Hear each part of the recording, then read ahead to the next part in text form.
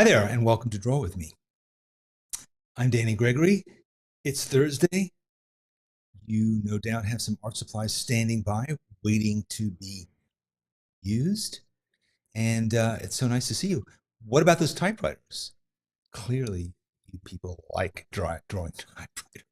We got so many great typewriters, and it was really, really nice to see all of them, to see all the different ways that you created them. And I love when people uh, had some actual typing that was included in the picture, or sometimes hand lettered too. So yes, and it was really nice to see just so many complex machines. I love to draw something that's really complicated, and yes, it's true. I've been banned from using the term I refer to as YP. I'm not sure what it is, but apparently it's not pleasant to describe people as people. Anyway, but I see that Sarab is here from Kenya. That's very exciting. And I'm glad to see that we have some folks. Arts and Diamonds with Eskies. Eskies, Eskimos, presumably Eskimo dogs. That's very exciting. And Eskimo dogs in Phoenix is kind of unusual too. So welcome, neighbor. And Positive Academy from India. And Cock from UK. And Danny Hohenwarter from Austria. So lots of new faces and familiar faces. Welcome everybody back. And who else do we have that single out? Tammy Murdoch. Tammy Murdoch is a member of Spark and Sketchbook School, and she's going to be starting to teach a really exciting class for us in Spark. So welcome, Tammy. Welcome to another to the faculty, Sketchbook School. You will receive your skeleton key to Sketchbook School. You can go anywhere, and you can eat for free in the cafeteria too. Not many people know about that. Pegasus Girl, welcome back. So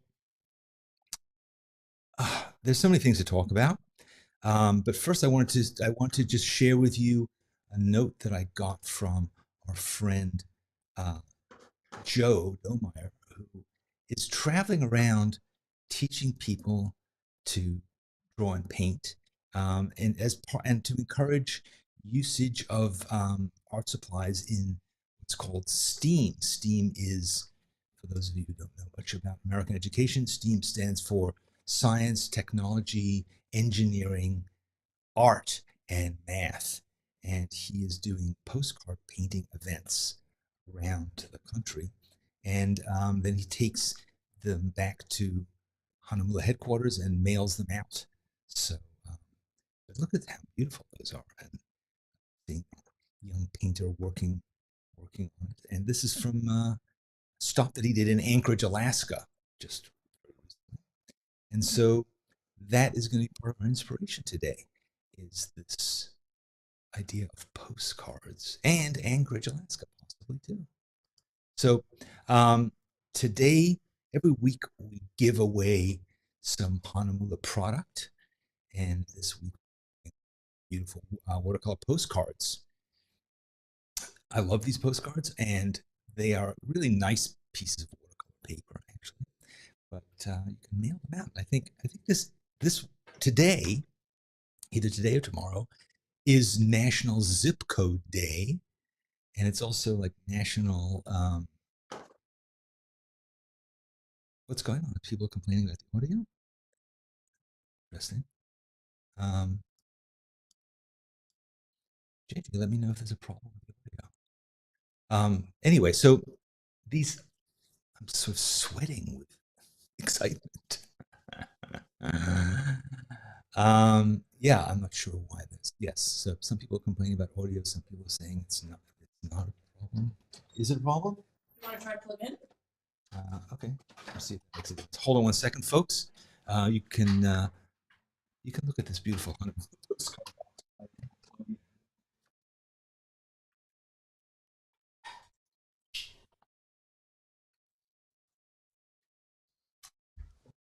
All right, let's see if that made a difference. I'm in focus. Let's see if that's a difference. Okay, some people are saying it's a problem, some people it's not. Okay. The internet is divided, as Chris says. All right, so we are giving away, what is it that we're giving away exactly? These are watercolor postcards, cold press, and they are 4 by 1 inch by 5.8 inches. So they're postcard size, oddly enough. And we're giving away 3 of them. And there's 30 of them. And it comes in this really nice box. I like this box a lot. Mine's actually dented already from carrying it around with me. But it's, as I said, this is National Zip Code Day, whatever that means. And it's National Postal Carrier Day. So anyway, we can use that as an excuse for anything, but it's an excuse for making a postcard. And the idea is send your friend a postcard. Send your friend some art. Paint, mail, and repeat, as Joe says.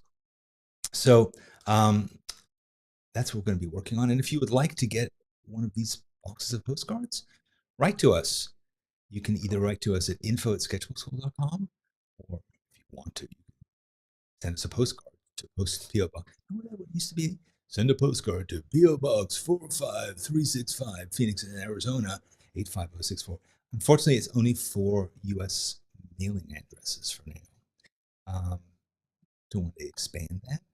For now, that is the case. And yeah, and while you're at it, subscribe to this channel. You know, a good reason to subscribe to this channel is because we're making all kinds of new stuff. As you may or may not know, I make a video essay every week, but I've also been doing this series where I've been interviewing various artists from Sketchbook School. And we've had some amazing artists and amazing response to the videos, and they've been going up every week, and I'm hoping to carry that on for a while. So if you'd like to make sure you get notified of those, subscribe to this channel. All right, so that's the Hahnemühle thing. If you would like that, write to us and tell us, why would you like it? We'll randomly select some person or 3 people's reasons for liking it. Okay, audio is still in and out. Is it still, or is that my reading an old comment? Okay, well, hopefully people stop complaining, so I'm hoping everything is working.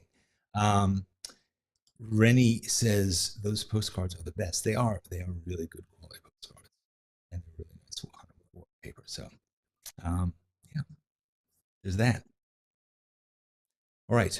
I also want to announce that Winsor Newton is a sponsor of Draw With Me. They've been retooling and getting ready to introduce some new products, which they're going to let us know about first, hopefully. And they also, of course, have so many great products. And we are going to be giving away some Winsor Newton products every week. So every week, and Winsor Newton is supplying us with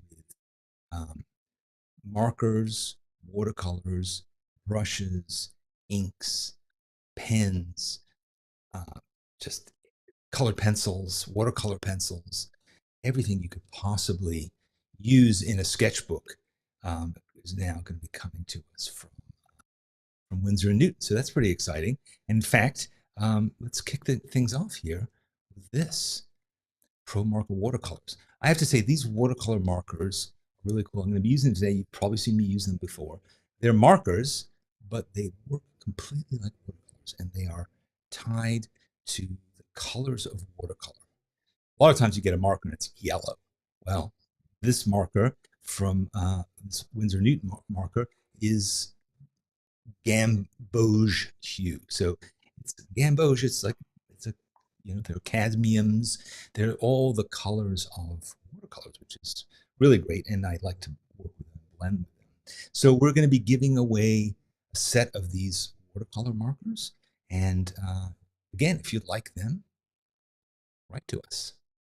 It's the same address. It's not a separate building for Winsor Newton giveaways. But yeah, we would love to share these with you. And so we'll be doing this every week. So that's pretty exciting, pretty cool, pretty fun. And yes, so so what I've got going here is I've got my dented can of postcards. I've got my markers, and I'm gonna show you. I'm trying to get more sophisticated in how I use them, so I'm going to show you some new ideas I have on how to use them. And I'm going to be using also this. So there's this series of these Cotman watercolor sets that come from Winsor Newton, and this particular one is for portraits. So the colors are set up to be portraits, and they have other ones for other uses. So I like this set a lot, and it's a little tiny set, which is nice, and sticker which I've already defaced, and it has a little tiny paintbrush in it, so you can knock out the paints like that, which is unnecessary. But I've also made a little card for myself, and this card is really useful because, again, I can match these markers with these colors. So then I have this little tiny brush, but I'm not going to be using that tiny brush today. It's cute, but I'm going to use a regular big old brush. This is lemon yellow. Yeah, this is the one I want to use. So that's what I need. But here's in honor of, I don't know, thinking about Joe, in Anchorage, and also thinking about the fact that we are going to be going to live in a cabin in the woods for a month starting tomorrow, and we're going to be working out of this cabin in the mountains. So I've been thinking about a moose. That's going to be my subject for today. A moose. Moose, you say? Yes, moose. Why not? I'll tell you why. The real reason, true reason. I think it's kind of a cool looking animal.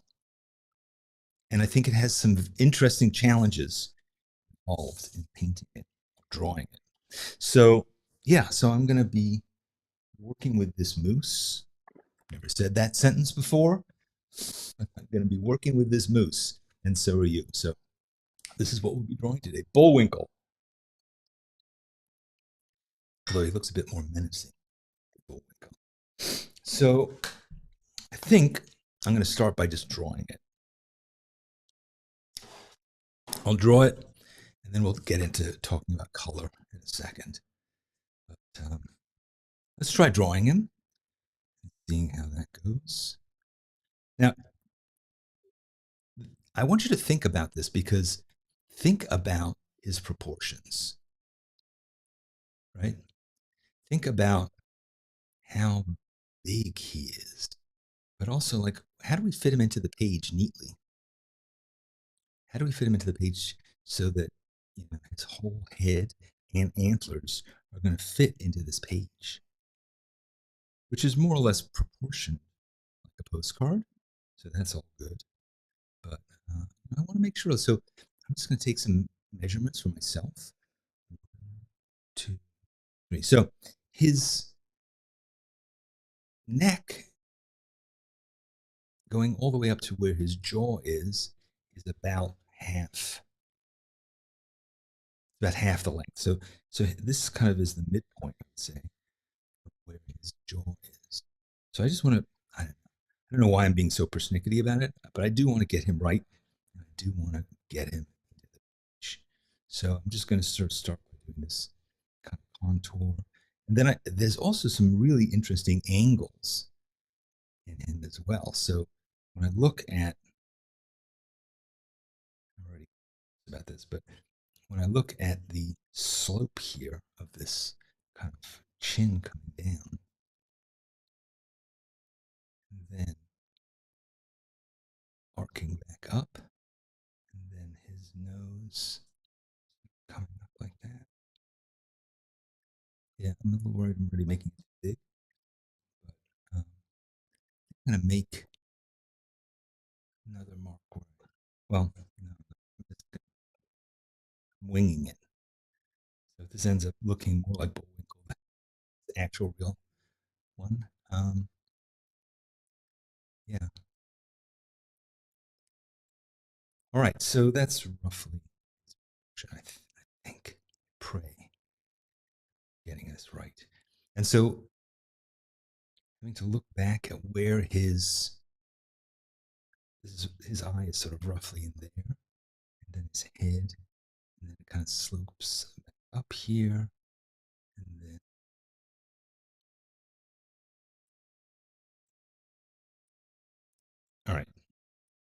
think that that's good. I can feel the anxiety. This is supposed to be a relaxing exercise, but I've managed to amp myself up about getting his proportions right. So let's just forget about that for now. Let's just say, probably right, and we'll fix it. We'll fix it in the mix. We'll fix it later on. Is that a common expression? Fix it in the mix? It's one from the recording business. They record it and then get into the studio and figure it out later on. And he has this sort of ridge to his nose. Very, very straight nose here. And the eye. I usually don't like to draw the eye this early, but I'm feeling like I need an anchor. Yeah, so I'm going to just knock it out now. Roughly it. And yeah.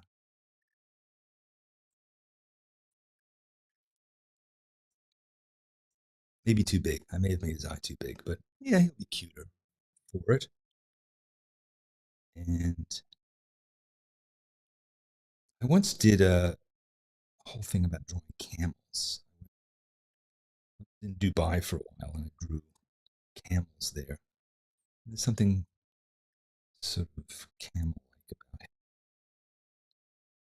But that eye makes him look a bit more menacing. So yeah, now I can't. I'm gonna have to deal with this. I just made his head too small. Okay. Yeah, feeling that. But I'm not gonna allow that to ruin it for me. Do you ever have that where you do something in a drawing and you're like, yeah, I pretty much just ruined it. And then you have to decide, are you going to allow that feeling to linger, or are you just going to get over it and just say, I'm doing this to have fun, and so therefore I'm going to shake that feeling. Now I'm also looking at the negative space around these antlers. Not a bad guide. This negative space, i.e. the sky between these antlers, this gives you a little bit of a sense of what the proportion is.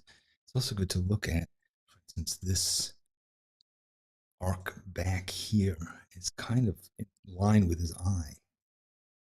So I want to make sure that I kind of get that. I'm really determined, and maybe this is why I feel like I make his head too small. I'm really determined to try to get this whole thing into the constraints of this postcard. Seems like I did.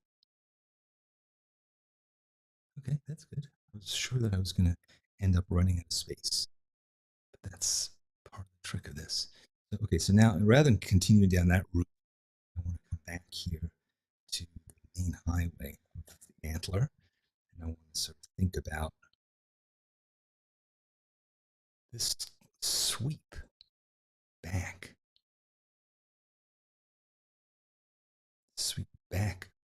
to, because this doesn't have as many kind of landmarks that will help me to define it. But that's okay. I think that's reasonable. And now this ear of his, you see a little bit of there, and you see more of it back here, curving in. This is for those of you who are smug pencil and eraser users. You're probably like, yeah, use a pencil and eraser. Just not worry quite so much about getting it perfect, but he's showing off by using a pen, which is sort of true. But those of you who've heard me advocate for pen drawing in the past know that really, my real reason for it is that it really forces me to make the right decision in the first place. It really makes me say, try to be as right as possible from the get-go, rather than going back and constantly twiddling and adjusting and erasing and hemming and hawing. Come out of the gate with what you think is correct, and even if it's not, live with it. Live with the hard mistakes that you've made.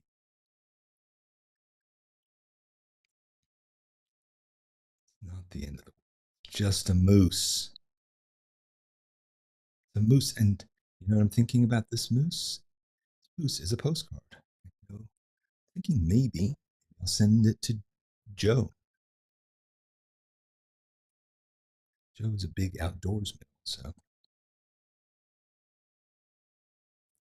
and you know, he'd appreciate having hanging a moose on the wall of his office. We'll see. See how I'm feeling about it.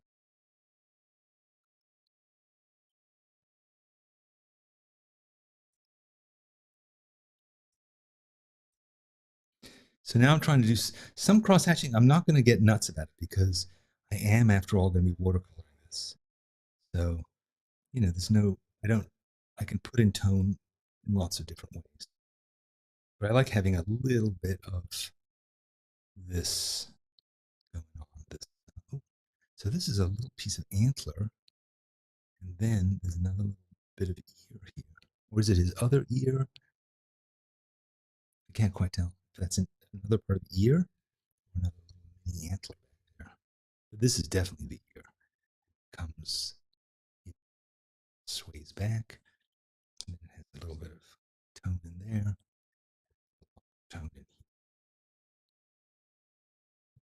here. So yeah. And then there's this eye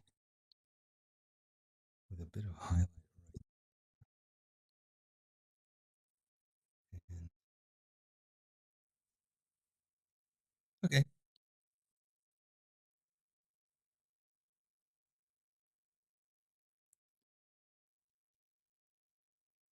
So there's a bit of his shoulder here.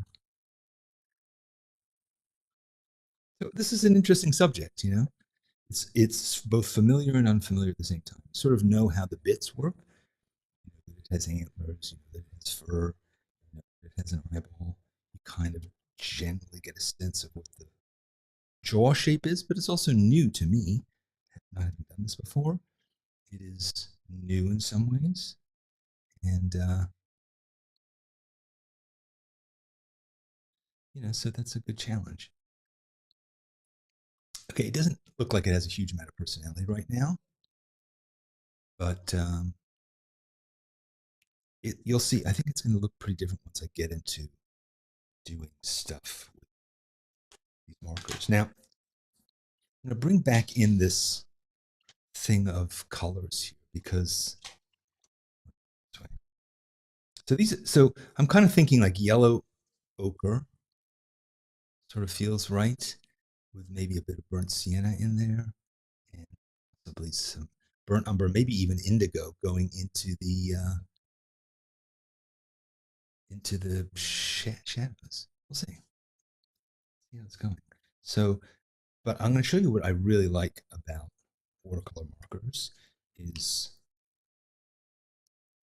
if you've ever drawn with a marker, you're like, okay, oh God, that's kind of intense, right? Sort of like it's not very subtle. I'm not sure. It's starting to look like a kid's drawing. I'll show you why that isn't a problem in a second. So I'm just basically laying down kind of, you know, base coat, which I could totally do with watercolors.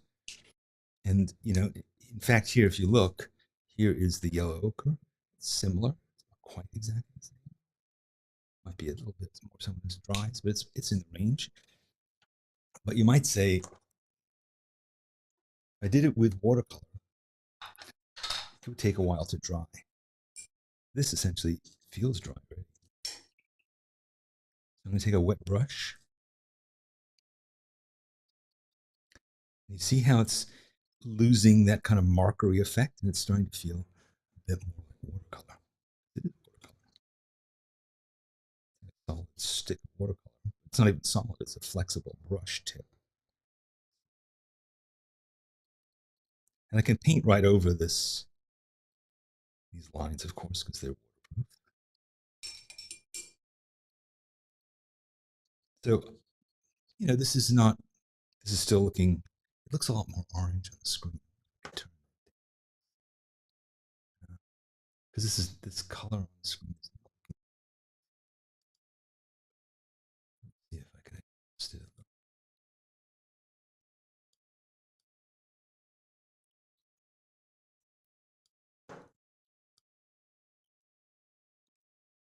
Yeah. Oh, yeah, here it is. That's a bit more. Yeah, this looks a bit more.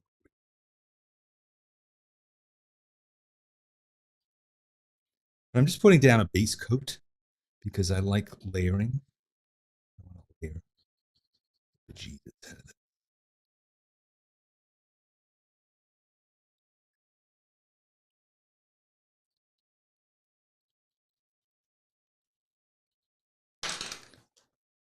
So this is still a little bit wet, but I can now go in and do a bit more. See, it's working nicely wet on wet. I like this wet on wet too.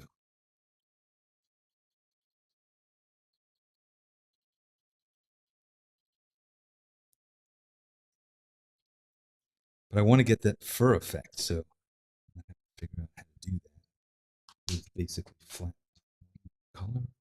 Maybe so. I'm going to take a bit of burnt sienna now and just blend that in because I want to just have some variation.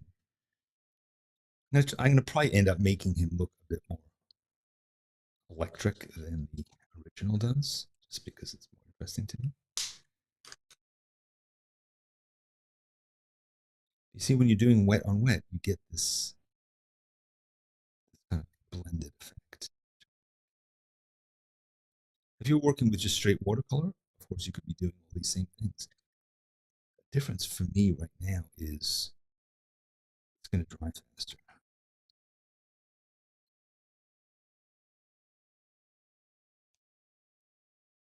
I think, and also making sure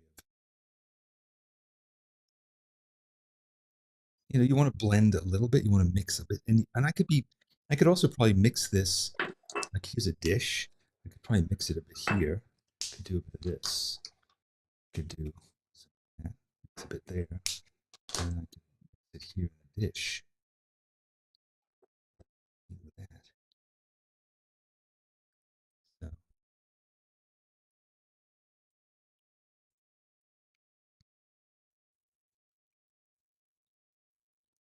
All right, so I have basically the color down now. Again, he looks a bit more orange on the screen.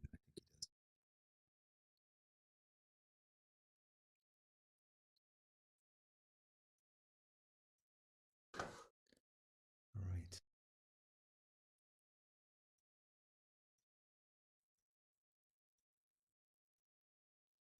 Oh, I almost put my brush into my coffee. I better drink some of that coffee. All right. Now I'm going to take this yellow. I'm just going to add some yellow into it, just again to mix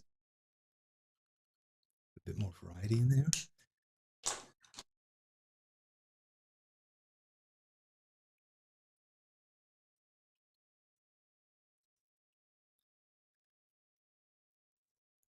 Then I'm going to take a little bit of umber. I'm going to take umbrage, just umber.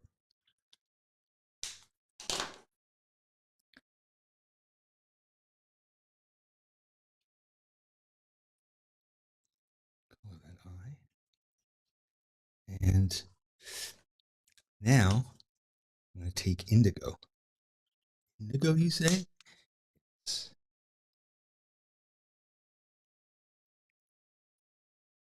Indigo is sort of complementary to this yellow ochre. But certainly is acting like a complement, and that it's allowing me to have some tone. I don't know.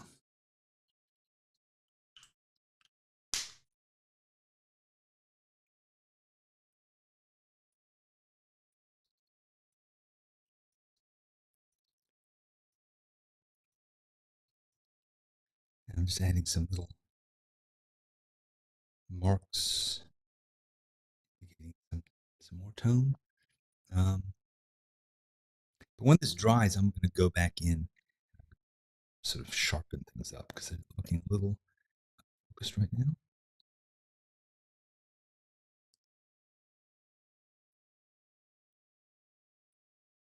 And what about the antlers? Maybe I should put down a base of color in the antlers too. But you know what? I have an idea for the antlers. Instead of making them this sort of more brown, I'm thinking that I might go indigo. I might do these whole things. I'm liking the way this looks.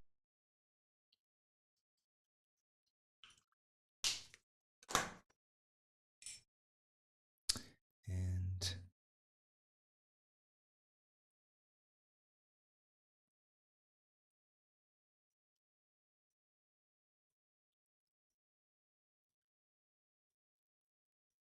so I really want to just use this indigo to break the shadows, the tone.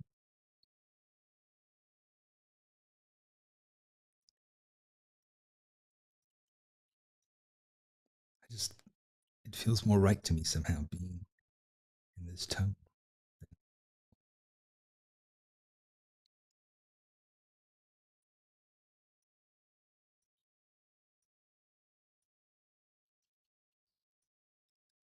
I mean, I think honestly, if you'd asked me what color is a moose's antlers, I don't know that I would have known, but I guess it makes sense that they're sort of bone colored, toenail colored.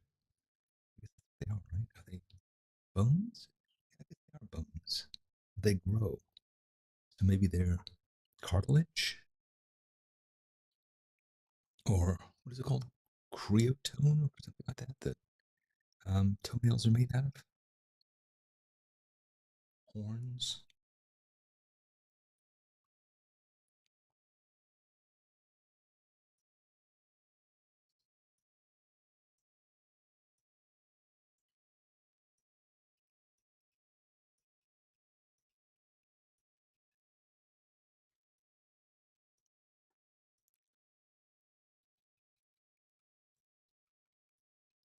So the brush, unlike the marker by itself, allows me to add nice little marks. The marker has like another tip, a smaller tip, so you can do some kind of brush-like marks there, but watercolor brush is finer. Particularly when you're working small. That's another thing about these postcards is it's a pretty small size, postcard size, as opposed to a sketchbook page.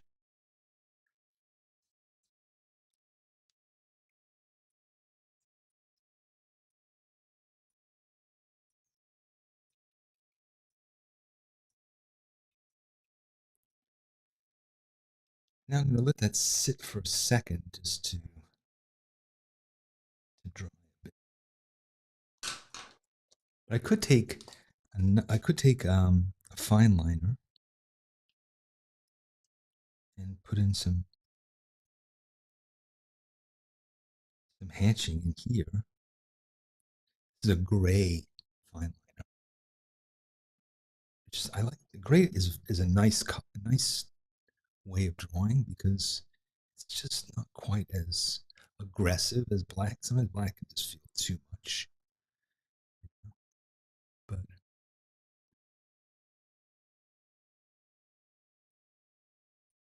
the gray is it just knocks it back a little bit.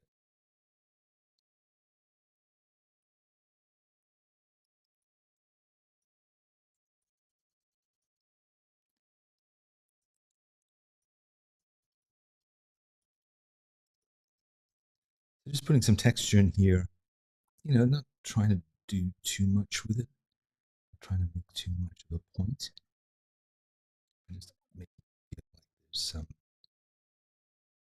interest in the shadows.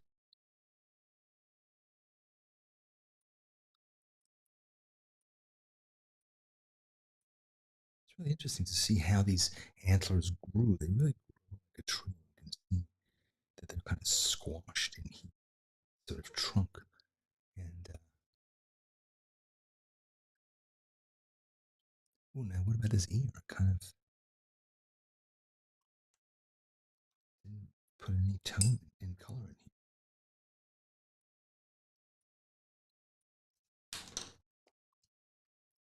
This is one of those drawings where you just keep layering it.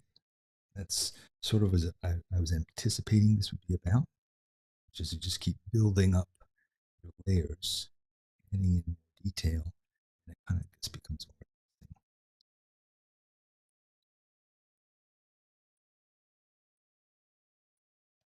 I also have a brown here. This one's brown liner. That's another interesting. It doesn't really like working on the wet until it's more dry for it to really get purchased, but there we go. Now it's happy.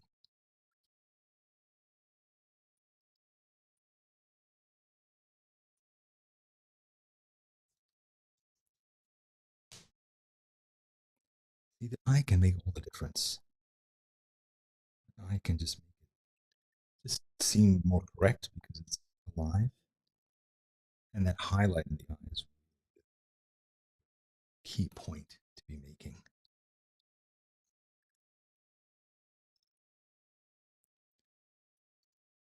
I think I'm gonna have to work on this when it's really dry because I can feel that when the paper is still wet, it doesn't want to really take the liner well.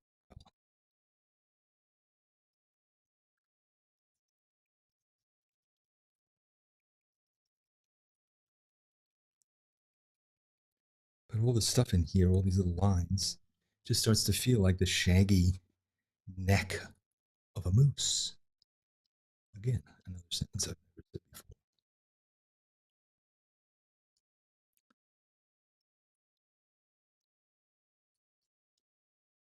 The shaggy neck of a moose. Well, I'll be the shaggy neck of a moose. That's a that's a interesting drawing.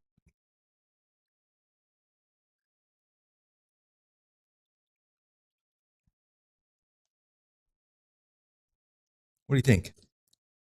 You think I'm getting there? I was so worried about the proportion when I started drawing that I kind of had given up on the drawing. And sometimes when I do that, I can end up just layering so much stuff that it really becomes ugly. But I feel, and I definitely want to go back in and hit up this indigo some more. Definitely want to keep it dark. This is another opportunity possible. I'm just going to try and be somewhat controlled about this.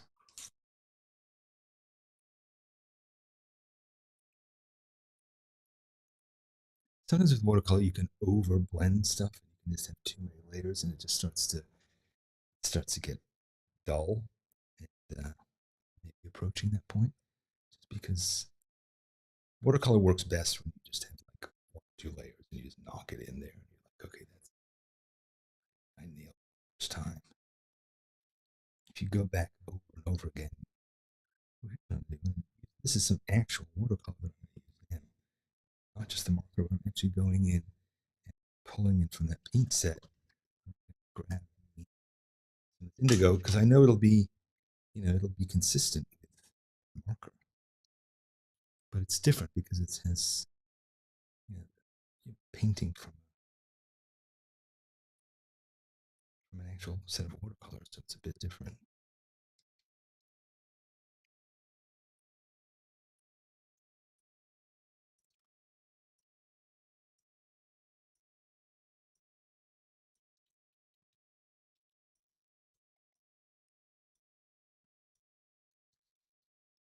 All right. Yeah, I think this needs to be knocked back. I drew this line correctly. I'm going to try to fix it.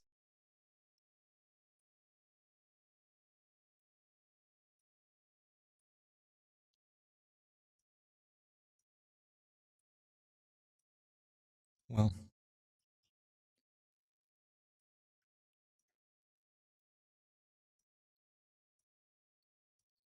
maybe you know what I'm going to do? I'm going to distract you.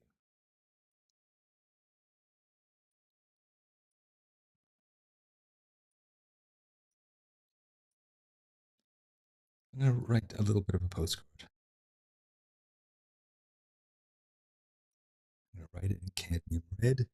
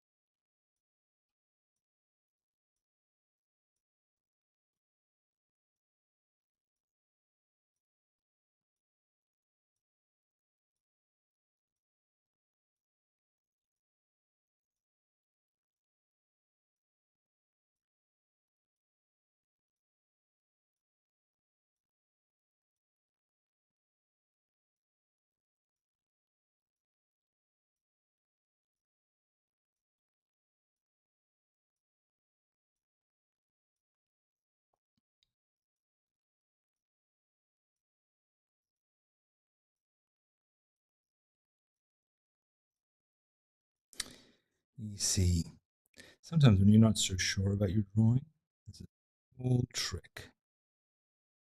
You're not so sure about your drawing, write something on it. When you write on a drawing, the drawing goes from being the focus to being the illustration. And when it's the illustration, you go, um, you know, okay, that's not a serious drawing. It's not like a work of art. It's just an illustration for whatever it was that you wrote, and that takes the pressure off it.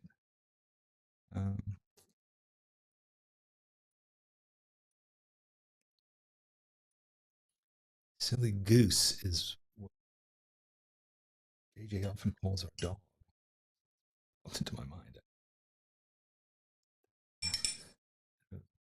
So can I send it to Joe now? Or is he gonna say, why did you call me a silly goose? Exactly. I don't know. Watch the video.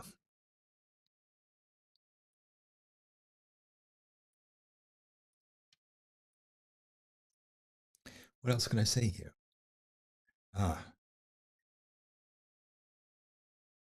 Joe wants a bit of orange in the antler. Wow. Well, I guess that is a thought. I could layer over just a little bit of color like that, and that would be just make it a little something something. Yeah, that was not a bad suggestion. So,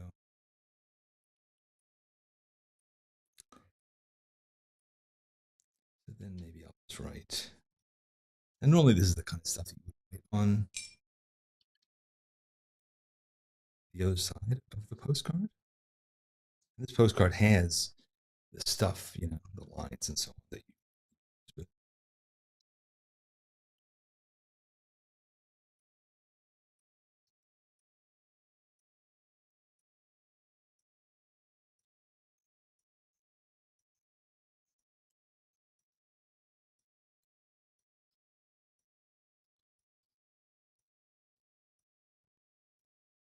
Rocky J. Squirrel.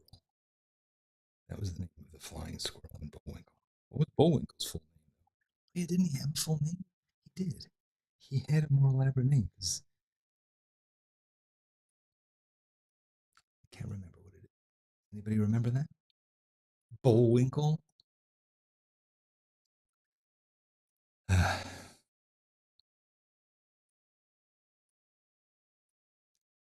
is nice to draw right with the brush, I would say. It's a nice feeling. So I'm going to let this dry a little bit. Bullwinkle J Moose, right? Okay. I'm just going to put down Bullwinkle J because it's redundant. I've already said this once. All right, this doesn't make an enormous amount of sense, but it was fun to do. You see, so just to do a little bit of self-criticism, I feel like this line should have come down and it should have been longer. Like mine is a sort of slightly less extreme nose. Mine looks, maybe he looks more like an elk, caribou. In fact, where we're going to our cabin, there are elk. So maybe it's more. Maybe I'm thinking elk, but of course these are not elk horns. It's good enough. Good enough. Good enough. It's certainly, and I'm not saying it's good enough for Joe Meyer. I hope it is. But anyway, it's a postcard. That's the thing. Postcards are just, as it's something you get, you hang around, you keep it, and then one day you're like, all right, I've enjoyed this postcard sufficiently. You might put it in a drawer, you might put it in the trash. It's fine. So you don't have to go completely nuts with a postcard. It's just the fun, and you have a whole box of them, so you can just like make it. What's the matter, you? It's true. Bullwinkle graduated from What's the Matter, you? Congratulations, Garrett.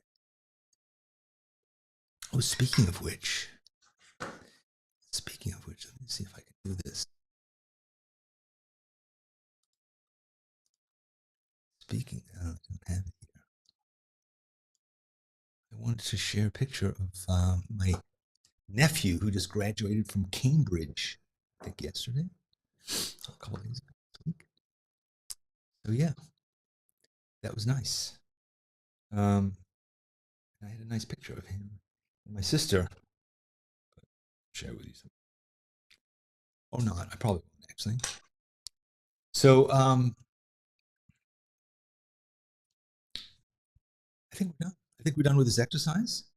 And I'm going to continue experimenting with these markers because you've probably seen me use them. One of the things I like about watercolor markers, as opposed to just like regular hardcore alcohol-based markers, is they go through the page. Watercolor markers never really, because they're watercolors. Now let's talk to Dewam Pillay on painting. So here's what you do. Don't do that. Don't tear out the page. Leave it. Come back to it in a few days. It may be better. And if not, write a note to yourself. Take a white gel pen and write on top of it, this is what happened. This is why I wasn't happy with this.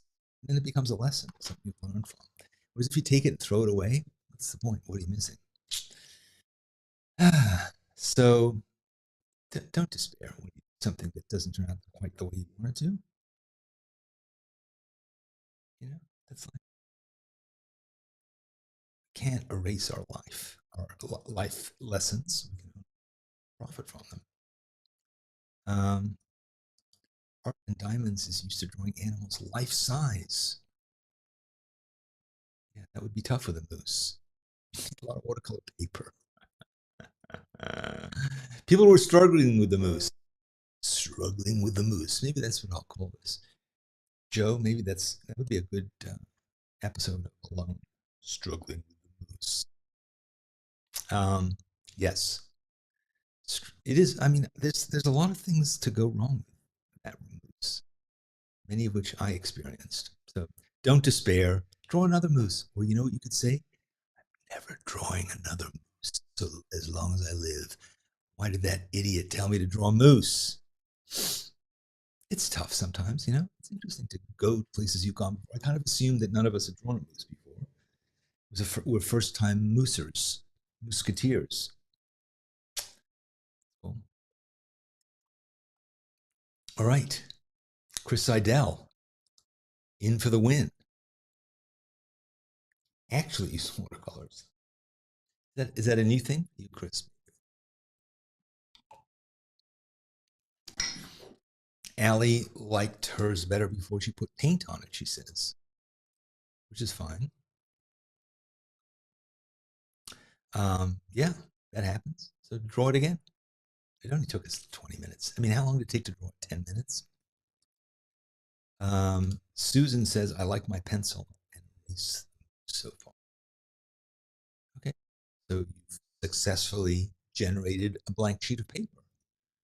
That's one of the benefits of a pencil and eraser. You don't waste paper that way. Martina asks, can anybody draw a cow well? I've actually drawn a cow that I was quite happy with. I have it. I'm just looking back at my sketchbooks, and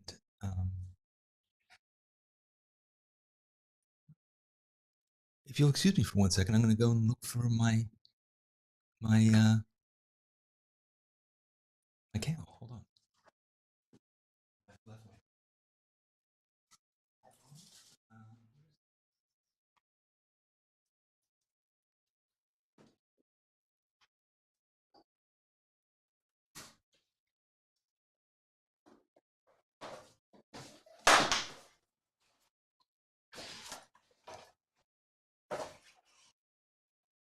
No, maybe not.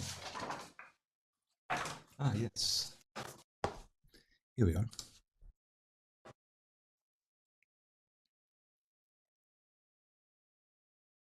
So that's a cow in brush markers. So somewhat similar. Effort. There's a dog. Yeah, I have drawn a cow. I don't know about well, but I did draw one. So, all right. Tomorrow is Canada Day. Yeah, well, that's nice. Canada Day apparently is some issues around Canada Day. I'm not sure. I don't know that much about it, but Gregory. You know what, Greg? I wanted to share the picture of you. This is my nephew, Greg. His last name isn't Gregory, although his.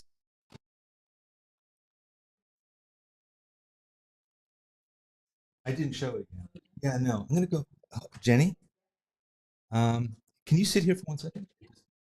Keep people occupied for 1 second while I get the picture. Keep people occupied. This is terrible, Danny. Okay, where's that?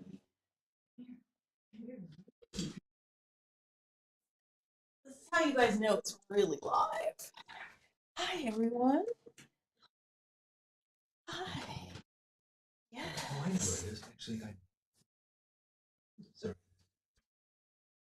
Sorry, you're probably saying to yourself, do we really need to see this? But I think you really do. I think you do. I think it's a really, it's, you know, it's not every day that you graduate from Cambridge, right?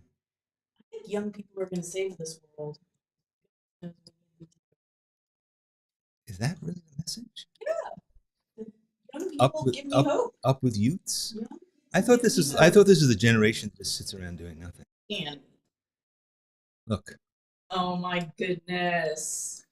So that's Greg and his mom, who's my sister, Kinney. That's Joy. He looks more like a cartoon character than joyful in this picture. It's a solemn occasion. Yeah, he does look. He looks like hasn't had any sleep for like a month, taking all of his finals. He looks serious. All right. Congrats, Greg. We love you. So, Greg, you're probably wishing like, oh, why did I even show up? Anyway. Bravo. It's nice to see you, and it's nice. Congratulations. So that is very nice. Oh, Kenny's here too. Good. You're both here. It's so nice to see you both, or see your names at least. All right, guys. Well, we're done with mooses. We've wasted an hour of our time. Send me a postcard. Send each other a postcard. Send somebody a postcard, and have fun. Have fun drawing. Do some more drawing. I will see you later. Oh, wait, I have a couple of other things to remind you of.